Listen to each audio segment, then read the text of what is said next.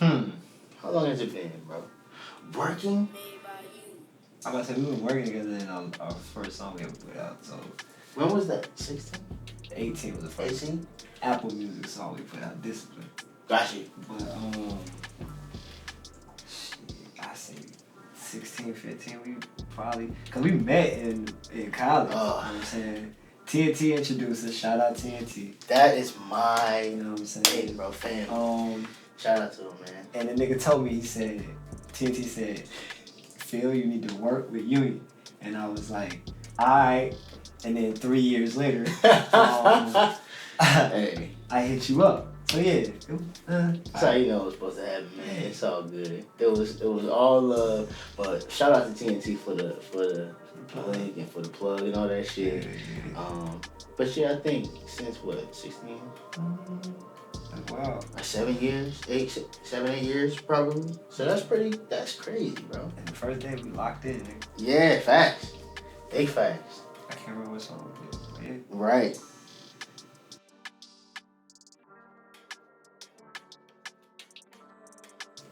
Man, that shit is stressful. Nah, I'm fucking with you. Usually when I walk in to a session with Union, let's see. Usually when I would just walk into the studio, Union's playing something. And he always tells me I need to stop playing shit for you. But he plays me shit anyway. And he plays these immaculate beats and I just sit there and I be like, alright, let me buy that one. And he'd be like, well, I wasn't planning on selling it. Alright, well, I don't care. Let me buy that one.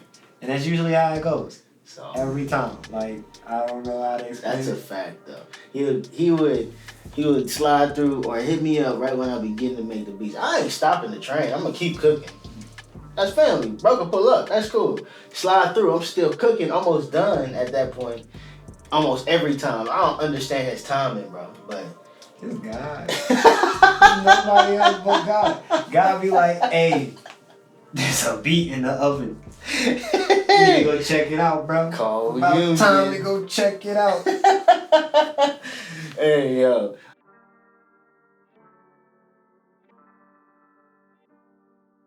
Man, that shit annoying as hell. No, I'm playing. Shit is a bitch. No, I'm playing, bro. Phil, one of the best writers that I have worked with ever. I appreciate that.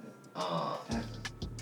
Really takes his time with his craft, which I can appreciate because I do the same. Very unique writing style. Writing process, I'll say that, rather than writing style. But yeah, the product is always the product. And it's always no cut, 100% pure grade, dope. You know what I'm saying? You So don't understand how many times I'll be in that bitch rewriting and shit. Nigga, by the time I get in here, it's probably like, oh, that shit's it took a minute to get here. Yo, but that's real. But that's like the recording process with you too, though, because I think that shows. And I don't think a lot of artists may do this. They may. But I can go to the side of I've been in sessions where there has been less preparedness. Mm-hmm. But when you come through, you already know the verse and it's rehearsed thoroughly. Yeah. So you come through and you lay down whatever you gotta lay down, and it doesn't take very long at all. Especially even for more complex records, that may be more introspective. They may have a different approach. It doesn't take long. You can tell it's rehearsed. You know where you would want to. All right, if I need to take an extreme breath here, then we're gonna punch right here. We're gonna drop that here. You already know. Mm-hmm. So that's all I know. Greatly appreciated. Yeah. I try, man. I know that's something appreciated by all producers. Man. For real.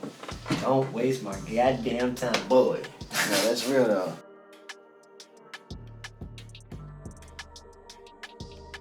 I'm gonna let you go first. It's about cocaine and fans. Nah, I'm playing. For real, King Louie is about a broad statement of success on how to get there, for real.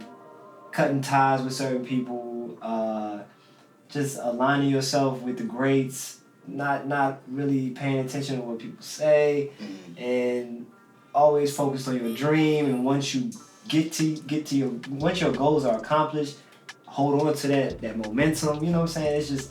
It's a lot that goes into being a king, but I just see it as success in everybody's eyes. You know what I'm saying? Like, everybody gains success. You're a king in everybody's eyes. So yeah, that's what King Louie means to me. Real. After sitting with it for sure, I'm on the side of agreeing. I think it's more so. It's almost from the perspective of somebody who has achieved a certain amount of success. Maybe not all the way there, but. With all this confidence, it's too hard to move. You know what I'm saying? Like, all of that is reminiscent of points that are essential in the journey to achieve anything. Yeah. And I think really it's the layout and blueprint of the king. Like, you know what I'm saying? The things that come with it, the things that come along with it to an extent, and just to accept the crown. Heavy is the crown. You know what I'm saying? So I think that's really what I get from it too.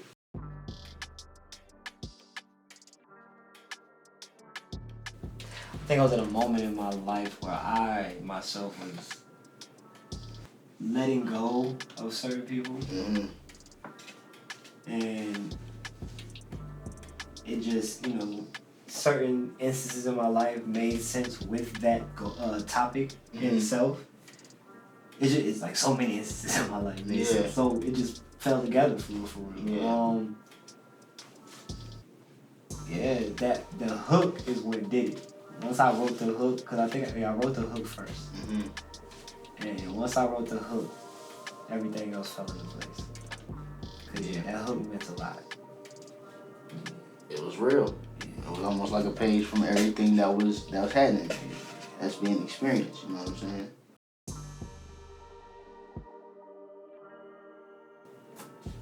I think the beat came first. Did the beat come first? Yeah, the beat came first. I think the beat came first. In this instance, I think I might have been creating it at first.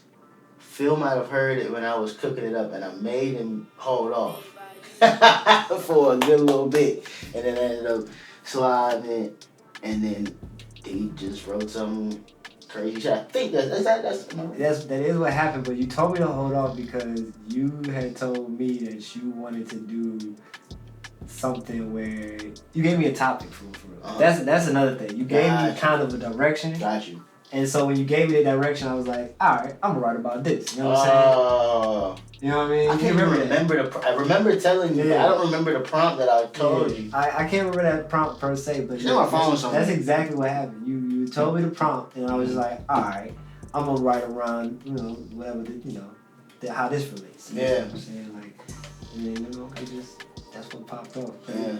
It really felt like I felt real confident on that shit. So I was like, let me strut my stuff. It definitely was very intense. I forgot about that part, man. Yeah. I do have a bunch, very random.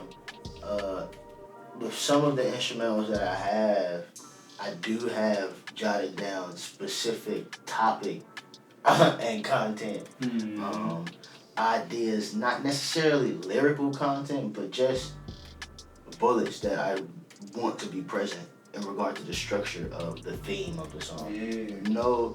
Nothing too close in on how you want to write or this approach or this flow. Nothing like that. How you do it, how you do it, but definitely random. That makes sense.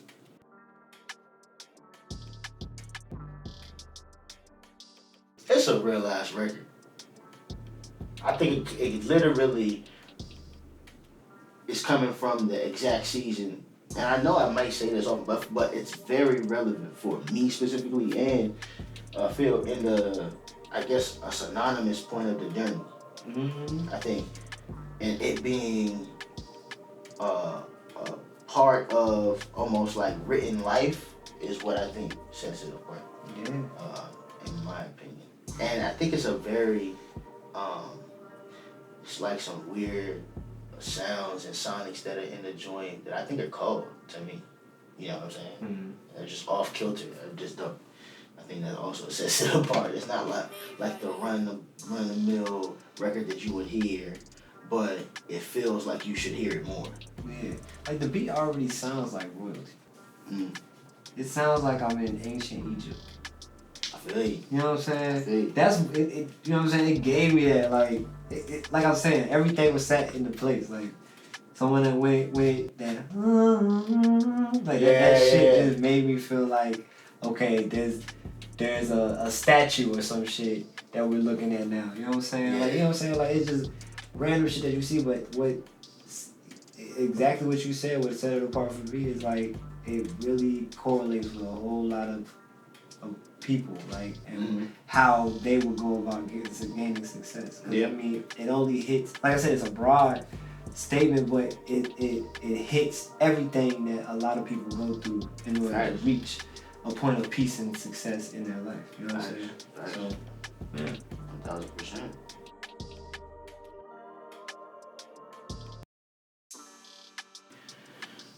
It gotta be weird. It gotta be it gotta hit hard, but it gotta have an element that is that's off kilter. I prefer more up tempo records too. Either really off kilter up tempo records that have like just a weird sonic to it, or something that's like you can hear a live band playing it right now. You know what I'm saying? Or that side of it, which I think, man, you'll hear some more records that will be coming out that have more of that feel and represent that vibe as well. But I think one or the other, one of those two groups for me, and it varies, especially in the other side, because they can get way more experimental with the up tempo, off kilter, 808s, knocking something real heavy, kind of like King Louie, of course. But those get very interesting. It almost is like who knows what's gonna be happening right now. You know what I'm saying? Exactly how I live. Who knows? As long as it got a bounce, as long as the bounce is present, we live. As long as there's a bounce, it's perfect. But on the other side, those smoke room, smoky club type of live band setups that you could almost see in a real intimate space where there's a live band. Anything that has that feel or reminiscent of that feel, right there.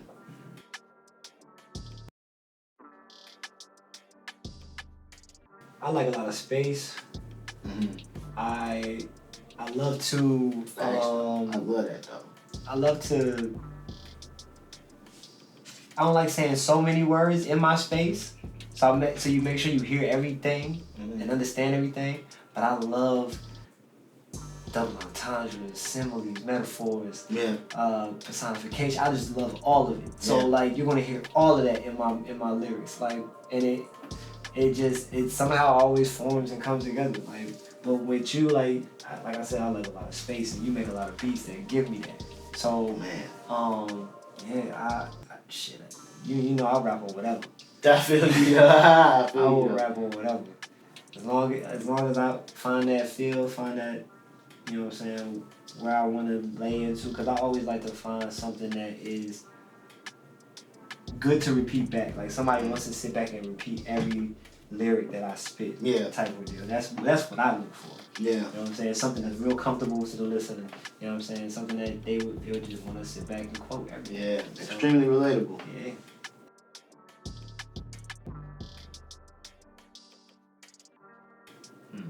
I want this bitch to go global.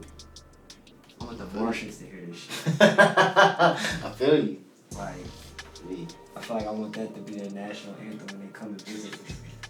Type shit. Yeah. Extremely global, to have a large reach, to broaden the reach even further. It's still moving. We still setting this runway up. So I think this will have. I'm expecting a lot of reach to the people that need it, if that makes sense. Yeah, I'm gonna feel special. You come up to me and be like, I needed that. No cap though. Probably. Because I needed to get it off my chest.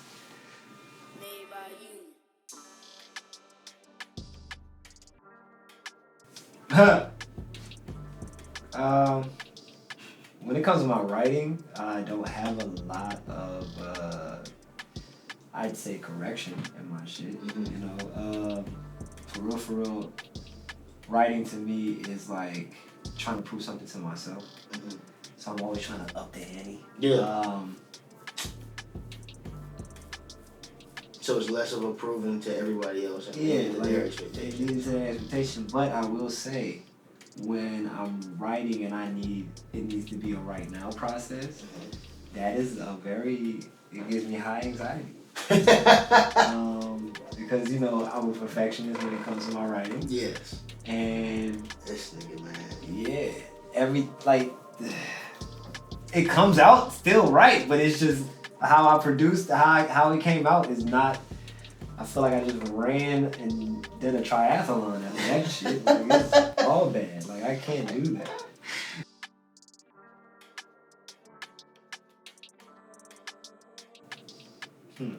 Well, I mean, like I said, when I said how I wrote it, I was going through basically the same things that I wrote about.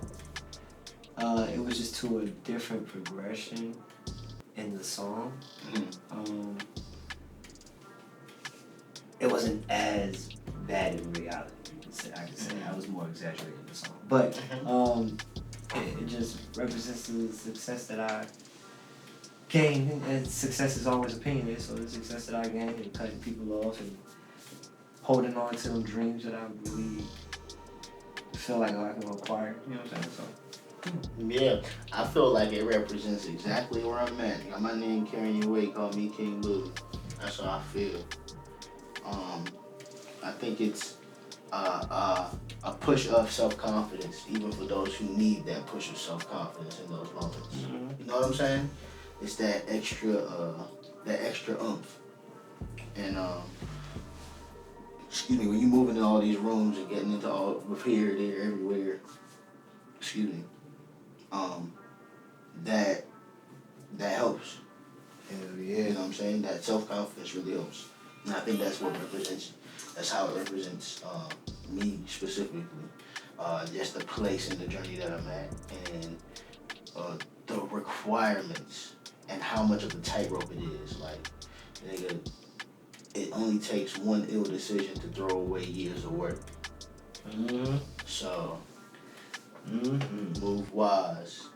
Like you building this empire, you building this collaboration of kingdoms, then let's do it the right way. You know what I'm saying? Lord knows, you do all the good you can. You make that one wrong move. It's a tightrope, bro. It's a tightrope. I know it also well. Yeah, ends you. And that's how it represents me, because I feel like I've been on that tightrope forever. Yeah, that's real. Forever. One wrong move and it's, you know what I'm saying? So I understand.